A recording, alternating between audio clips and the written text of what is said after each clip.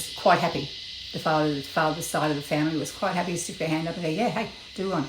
We're a good family. We've done nothing wrong, never been in trouble with police ever. And there was nothing on that family whatsoever. Did the background check on the mother and that side of the family. Well, there was a bit of a list there.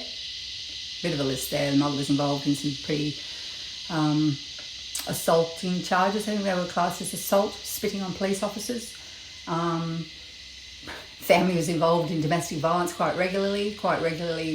Brawls would break out in the house. Yep, this was brought up in trial. Yes, we were, they were saying about the welfare of the children involved in this, and this was all brought up in trial. They had a history. But the icing on the cake was her new partner. Yeah, the new partner had a criminal history of domestic violence. Yeah, I said that right. He had already been charged with domestic violence and had a criminal history for that. And he was the one that was with this new woman, with this young man's children.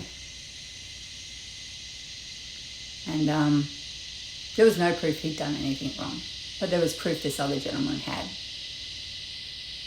And in the end of the day, because a one-sided story was told, the judge went with the one-sided story and decided that the kids were safer with some people that had a very long criminal history and are now hooked up with a domestic violent person, that they were screaming they were trying to get away from one, who never had a history of that, who was never violent and aggressive in any way. But the decision was made that apparently they thought children were safer with people who were known to have a lot of domestic violence in their house. And now she's involved with one who has a criminal history of domestic violence. So you've got to question the system. As I've said many times, this system's fucked up.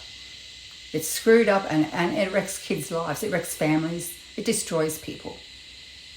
Now let's have a bit of a chat about how do you think the father coped with the decision made by the judge.